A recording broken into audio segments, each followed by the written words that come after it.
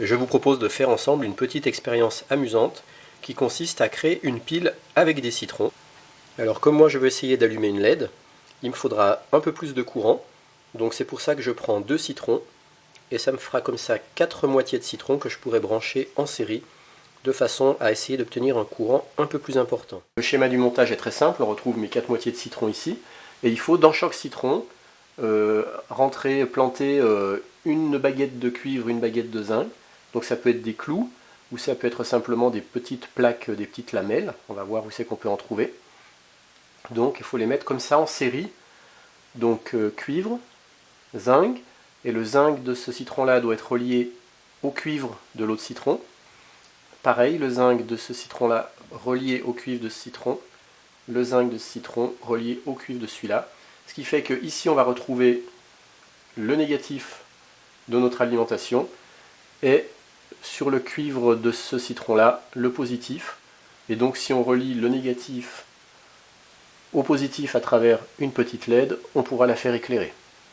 Alors où c'est qu'on peut trouver du cuivre et du zinc? Le cuivre, on en trouve assez facilement, donc soit avec comme ça une bobine de cuivre. Alors là pour le coup, faut pas prendre du fil de cuivre émaillé, il ne faut pas prendre du fil de cuivre verni, parce que sinon il n'y aura pas le contact entre le cuivre et le citron, le contact se fera simplement dans le bout là, donc c'est pas bon. Donc il faut prendre du cuivre nu, enfin, du fil de cuivre qui n'est pas verni. Par exemple, des lamelles de cuivre, on en trouve sur les piles, vous savez, les piles qui sont carrées et qui ont une lamelle comme ça et une lamelle là. Vous voyez que ça, c'est des lamelles en cuivre, vous pouvez les récupérer. Par contre, pour le zinc, c'est un petit peu plus compliqué. Donc moi, je vais m'en procurer à travers un petit seau comme ça qu'on trouve souvent dans les magasins de bricolage, de décoration. Et en fait, ça c'est du zinc, donc il ne faut pas prendre de l'aluminium, hein, c'est pas la même chose. Et le zinc, il a une légère couleur très légèrement bleutée.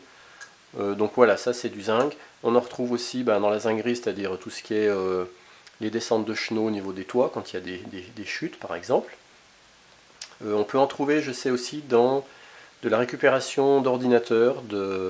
Souvent c'est du zinc qui entoure certains composants dans des unités centrales d'ordinateurs. Donc c'est le zinc qui est quand même le plus difficile à trouver. Donc moi je vais tout simplement découper des lamelles dans ce petit seau. Voilà, j'ai découpé mes lamelles, j'ai plus qu'à les récupérer. Donc il m'en faut 4 en zinc et 4 en cuivre. Ensuite il me faudra 3 petits morceaux de fil. Donc je vais prendre du fil électrique comme ça, puisqu'il va falloir que je relie ces deux lamelles ensemble, les deux l'ensemble, les deux l'ensemble. Et je le ferai tenir tout simplement, je ne vais pas souder, puisque tout le monde n'a pas un petit fer à souder.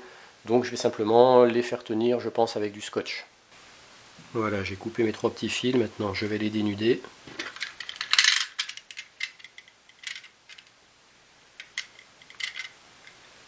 Je vais les dénuder sur une assez grande longueur pour être sûr que j'ai bien le contact avec mes pattes. Alors moi mes pattes de cuivre c'est ça, en fait c'était un ancien gros fil de cuivre que j'ai aplati avec un marteau sur une pierre. Et après il faut que j'en dénude 2 autres pour les extrémités de ma pile, pour récupérer la lime positive et la lime négative. Je m'embête pas, je viens simplement scotcher mon petit fil sur la pâte. Donc il faut juste faire attention de ne pas mettre du scotch sur toute la longueur de la pâte, sinon il n'y aurait plus contact entre l'acide du citron et le métal. Je prends une breadboard et je viens donc relier la pâte de cuivre au plus à la ligne plus de ma breadboard, comme ça je pourrais brancher ce que je veux tout à l'heure. Et puis la pâte de zinc au moins à la ligne moins de la ligne de la breadboard.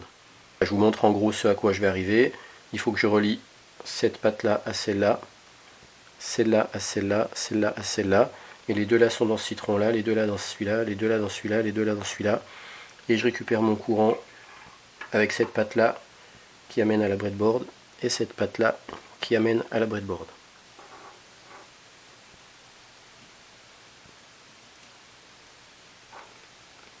Donc je les plante dans le sens du fruit, parce que ça rentre bien mieux. Parce que perpendiculaire comme ça rentre pas très bien, alors que là c'est parallèle aux tranches. Donc ça rentre bien mieux. Là je vais allumer l'ampèremètre pour mesurer le courant dès que j'en ai un. Alors là, attention, normalement, je devrais tout de suite avoir un courant.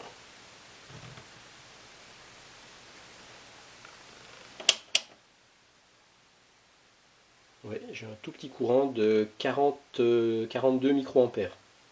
Donc il est très faible. Et en tension, j'ai quand même 2,8 volts. Donc vous voyez, c'est pas mal. Presque 3 volts. Par contre, le courant est vraiment très faible. J'ai 45 microampères. Ouais, 42 microampères. Donc je vais prendre une toute petite LED pour voir si j'arrive à la faire s'allumer. Donc il faut la mettre dans le bon sens, dans la bonne polarité, plus, moins. Bon, il y a la bonne tension, mais il n'y a pas assez de courant pour l'allumer.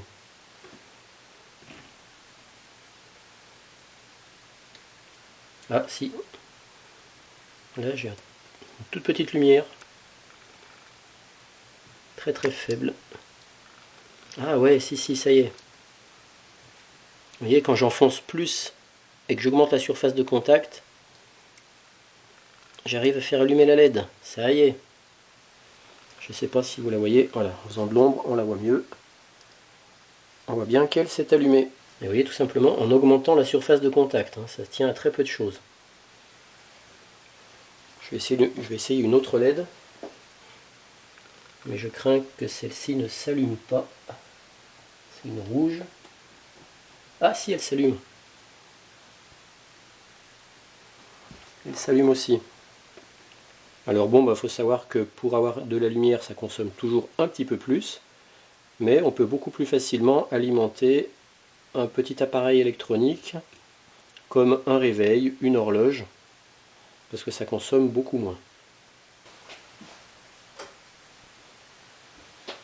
C'était donc une petite expérience qui montre qu'avec des citrons, on peut créer une petite pile qui est capable d'allumer une LED. Donc là, moi j'ai 4 moitiés de citron en série, mais je pense que si, enfin c'est même pas je pense, c'est sûr, si j'en mets 6 ou 8, j'obtiendrai plus de courant et je pourrai sans problème allumer une, voire peut-être plusieurs LED. Juste pour le fun, je vous propose deux petites expériences. Je vais brancher mes sondes de l'oscilloscope pour qu'on voit la tension qu'on obtient à l'oscilloscope. Je branche la sonde. Et voilà. Et compte tenu de l'échelle, un carreau fait 2 volts. Le 0 volt est là. Donc on voit bien que j'ai presque 4 volts. Et donc l'autre petite expérience très simple, je me sers de mon courant obtenu par les citrons, que je renvoie le plus à la base d'un transistor et le moins à l'émetteur du transistor. Et puis j'envoie du 5 volts sur le collecteur de mon transistor. Et sur l'émetteur du transistor, je mets un petit buzzer. Et on voit que je vais vous montrer que le courant des citrons amplifié par le transistor actionne le buzzer. Ça sonne. Et si je débranche mes citrons, ça s'arrête. Donc c'est bien mon courant produit par les citrons qui me permet d'actionner mon transistor et le buzzer. Parce qu'il faut que j'ai au moins 0,7 volts entre la base et l'émetteur du transistor. Et ma pile citron me donne presque 3 volts et demi, donc il n'y a aucun souci.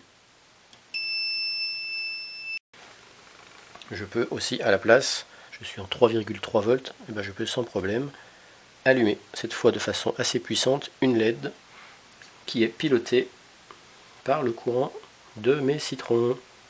Je débranche les citrons, la LED s'éteint. Et je rebranche, la LED se rallume. Et on peut voir aussi que si j'ouvre le circuit ici, au niveau de mes citrons, qui sont branchés en série, et bien, voilà, la LED s'éteint. Et à peine ça touche, vous voyez, il y a un tout petit courant qui peut passer, et la LED s'allume. Puisque là, avec l'effet transistor, il n'y a pas besoin d'avoir un très gros courant, il suffit d'un tout petit courant. Donc en fait, c'est une réaction chimique qui se passe entre le zinc et le cuivre, qui permet un échange de courant, Et par contre, il faut bien brancher tout ça en série, dans le bon ordre. Cuivre, zinc, cuivre, zinc, cuivre, zinc, cuivre, zinc.